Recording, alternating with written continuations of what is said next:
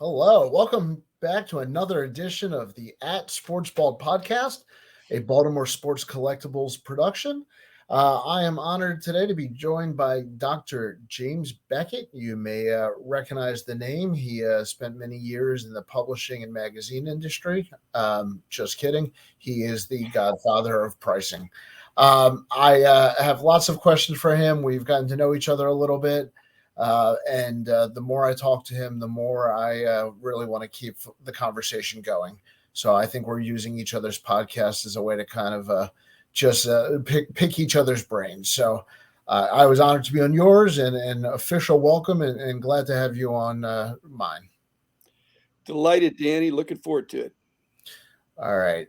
So I am of the age where I grew up as a dealer using the Beckett price guide. But clearly, the Beckett price guide didn't start in the 90s when I was a dealer. So, for those of you who don't, for those listeners or viewers who don't know, you have a background in statistics and coming out of college. Can you talk about how that world back then, before everybody was tracking every penny, how that evolved into what led to be the guide for everyone? Well, back before price guides, they weren't tracking every penny. Cards weren't worth as much, and there was a lot of trading going on when people were not that excited about selling cards because cards didn't go for that much. But you'd be excited about trading your tougher stuff for somebody else's tougher stuff. That's why regionals were a big deal. If you had you traded with somebody in the other part of the country that had stuff you didn't have, so it was more than that, more of that. But the hobby could never really grow unless there was kind of a universal accepted price guide. At least that was my thought. And so I kind of got back into it when I was finished with college, but I was in grad school, so I was working on, and I got my PhD in statistics in '75. So while I was in grad school, I got pretty deeply involved as a as a getaway from heavy academics, and was right on the cusp of the growth in this area with my good friend Gervis Ford, who was older than me. We started collecting club. We had the first conventions here, and it was terrific. So when I got out of grad school, I wasn't thinking about going. There were no jobs for being a full time sports card guy, but I was a professor. I had a brief thing in the army, and that I was an officer in the army, and then I went into teaching. And my first teaching job was in Bowling Green State University up in Ohio, which is right in the thick of the Midwest, where there were just it really took my collecting and knowledge to another level. All the shows that were within, because by '75 there were a lot more shows, and buying trips were coming in, and I did that a bunch. So I really amassed a great collection, and again, to your point, more than knowledge, such that in 1976, I announced the first kind of price survey that I did that was published in Trader Speaks and Sports Collectors Digest, kind of a free thing. And then after I compiled kind of the summary prices, kind of like one price for it wasn't a superstar oriented thing. It was just kind of what cards generally go for. That was very well received. I gave it away for free. Did that a couple more years, and then in '79 is when I did the first book, and that was a more comprehensive, every card, three conditions, uh, pretty big labor of love. Which, looking back, I'd like to think it was emphasis on love, but I think it was emphasis on labor. It was a lot of work because there was none. Now, every other book since then was easier in the sense that you already had a template and you had feedback from the dealers and the collectors. We really wanted both sides of the table, that, oh, this is too low or this is too high. And that we had to distinguish between this is your opinion as opposed to this is what you're selling them for, or this is what you would pay. You say, I don't have it, but I would pay this much.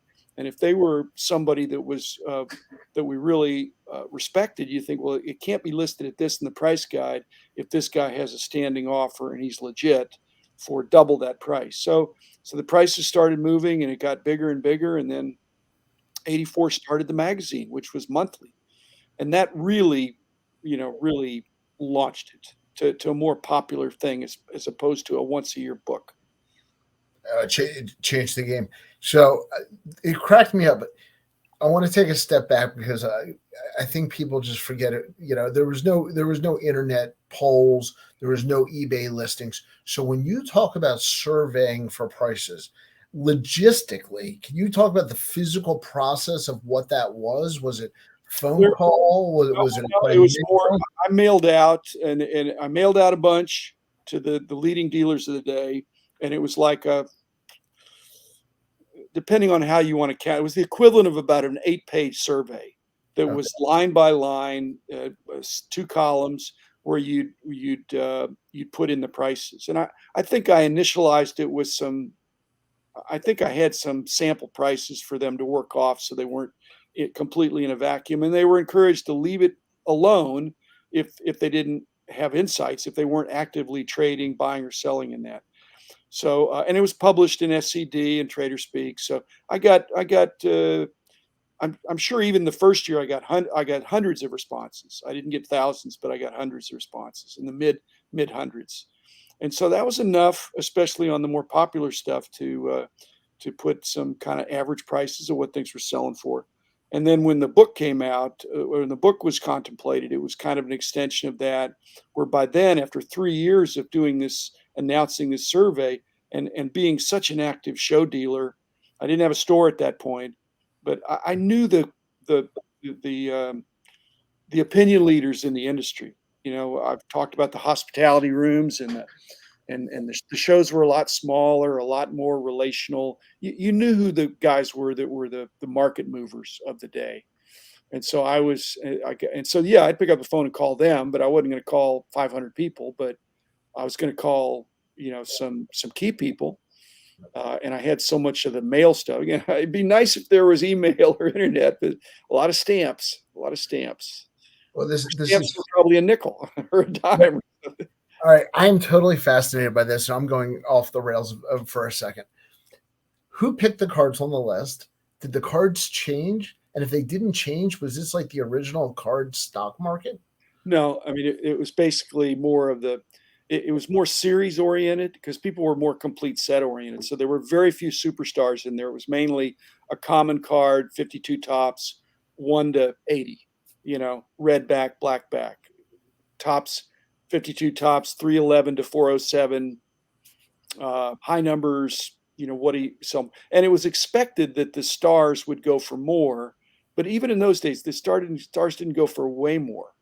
Right. But I sprinkled in a few stars, but it was, again, the hobby was so much about completing sets that they just needed to know what series were tougher, which was not widely known at that time. There was a mystique about high numbers, and not all sets had high numbers. And so, and again, all the regionals, all the T cards, the R cards, the E cards, the W cards, all the different things that were kind of from American card catalog from Jefferson Burdick. I mean, the nomenclature anyway. And so once that was in there, and you had a baseline, the T205s were maybe slightly tougher than T206s. T207s were even better. Yeah. So it fell into place with a little bit of a hierarchy of the sets. And then, but why the book was important, because it broke down every card. And again, that was to a much greater degree of research. Was there a concept of quote unquote modern versus quote unquote vintage in the late 70s? Or was it kind Yes. of okay? No, there was no respect for the new cards. The Right. stuff in the 70s, guys would say, why are you even putting that in the book? Hmm. Because at that point, they would just, Larry Fritsch would just sell the set. You Right. didn't need to collect card by card for anything in the 70s, or certainly the late 70s. But there were still people buying individual cards to fill in their sets. And so I did not listen to those people that said, hey, don't just do the older cards, just do the better cards. And I said, no, I think if the hobby's really going to grow, it needs to be all the cards. And they need to get the respect. Maybe not now, but eventually. Now we're looking at those 79 cards that were dogs at the time. There's a few good cards in there. Yeah. I mean, if Ozzie Smith, have if you have an Eddie Murray centered, Eddie Murray centered in yeah. 78. I mean that anyway. So that okay, that just fascinated me on the mechanics of that. I'm a data guy, so I just love how you got that. But you transitioned into exactly one of the main things I want to talk about today. Is I've never actually been a set builder. I've never kind of fessed up to that. I do smaller types of collections. So being from Baltimore, the 54 Tops Oriole set, the year they moved here, was a collection I went after. That was kind of a very specific team collection. I have decided that I want to take on the 57 Tops set. It's not everybody's favorite set. I'm not going to fight people for their favorite. I like it for some of the historical significance of the standardized card, the stats on the back, and once again, being the homer, it's your Brooks and Frank rookie year. And I happen to love the Koufax that year, who I also PC. So I am going to say, as somebody who's never really done set building, what is the most economical and quickest way? Is it eBay lots? Is where would I even begin on something like this? Oh, Yeah. well, if you only want Orioles, and No, you're I know this is the first. I want to do the whole 57 top oh, set. okay. Yeah, Well, buying a set is sketchy sometimes now because if they're not all graded, then it's hard to go card by card from eBay or even in one of the auction houses unless you previewed it. But Huggins and Scott is famous for their treasure chest lots, and they'll have groups of partial sets and things like that. Again, if they're not graded, it's suspect that they're going to be, the better cards might be rougher. Uh, but the way I collected sets, if just go back in the day, is this is I what I want collected to know. sets by buying collections, and if I had a partial set, I would piece by piece complete it. But I might buy two collections. Again, in the 70s, the cards from the 50s weren't they were like cards from the 90s now or the 2000s. So they weren't distant memories. And so you could still buy them. So you'd buy two partial sets, put them together, sell off your dupes or trade them for the cards you needed. Voila, you had a complete set. Again, prices were a lot lower. The rookie card thing was not as much of a thing. Condition was not as big a deal for most people. In fact, when the condition freaks came along, it was just they weren't appreciated. I mean, they were ahead of their time, but it was almost like I say, unsporting. That they would cherry pick all of your perfect, and they just spend all day at your table looking for the few perfect cards they could get, and you couldn't charge them double. You, Right. you could barely even upcharge them. So that maybe who was a smart one? Probably they were, but pre-grading, were there trim cards in there? Again, there wasn't any incentive to trim to defraud because they weren't worth that much. They Right. weren't counterfeited. They weren't. But could a little kid have cut down his 52 tops to make them standard size? Yeah, that happens sometimes. But that wasn't intentionally trying to defraud somebody. That's just the way you got it. And they So went for a lot less. But so your sets, are they graded? my sets are gone, and You most of them. I've sure? kept a few. Yeah, Okay.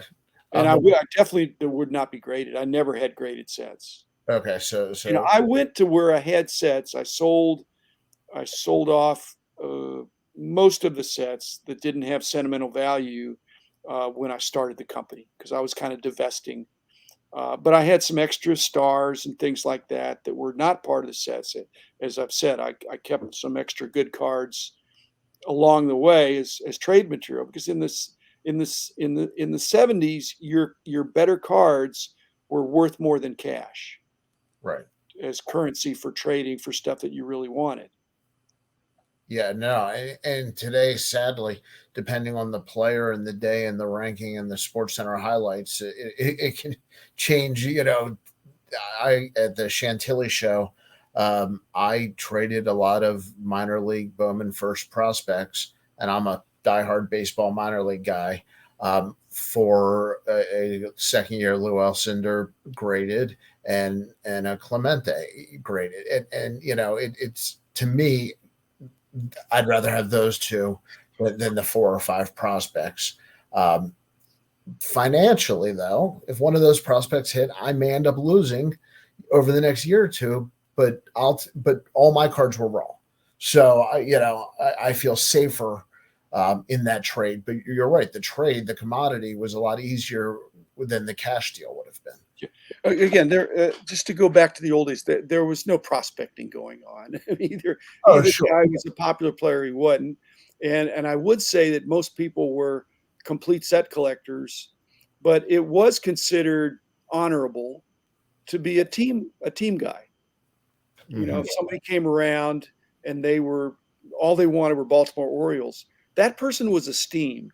That person wasn't looked down upon as you're not a serious collector. No, in fact, they were more serious, more passionate, and some of the collections that now come out of people that were the Phillies like Bill White, that just passed away.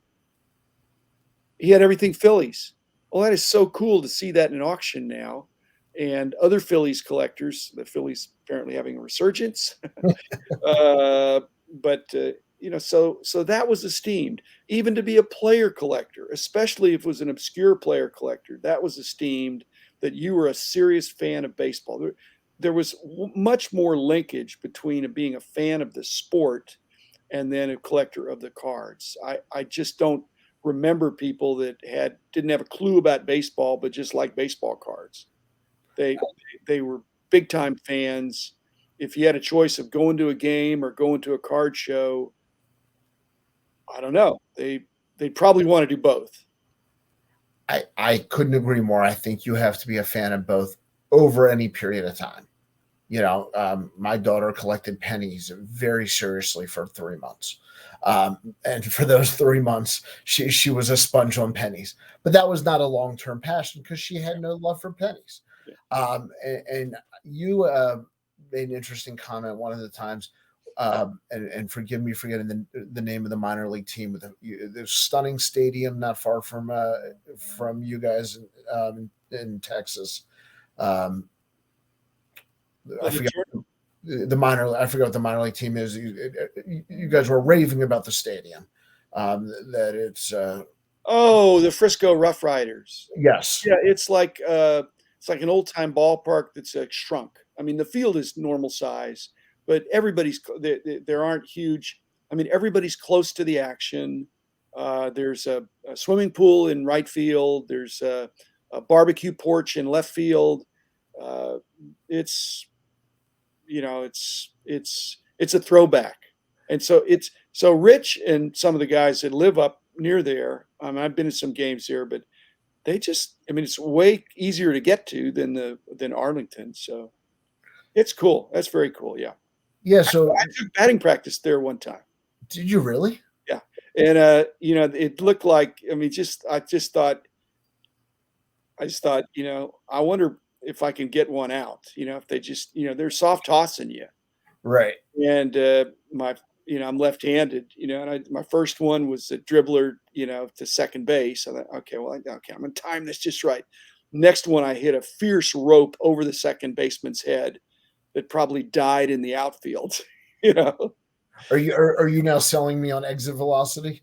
exit velocity. I don't have that anymore. So I didn't get to the warning track on a roll, Danny. So I think, and this was 10 years ago or something. So I think my best days are behind me.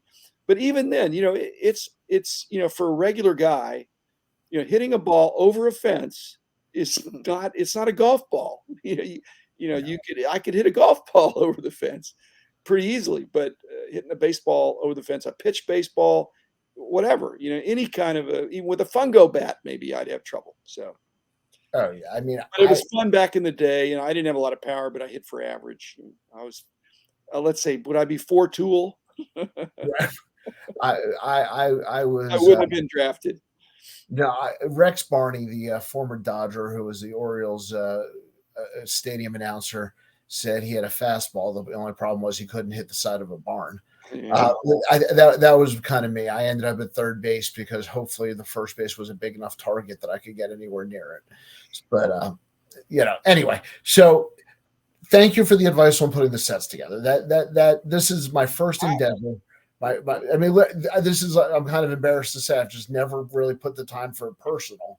If you buy them one at a time, you're going to wind up paying about double.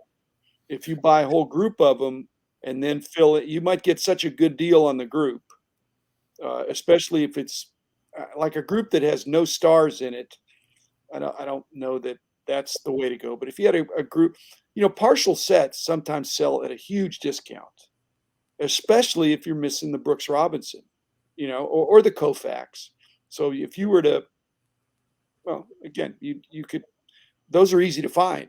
The better cards are easier to find.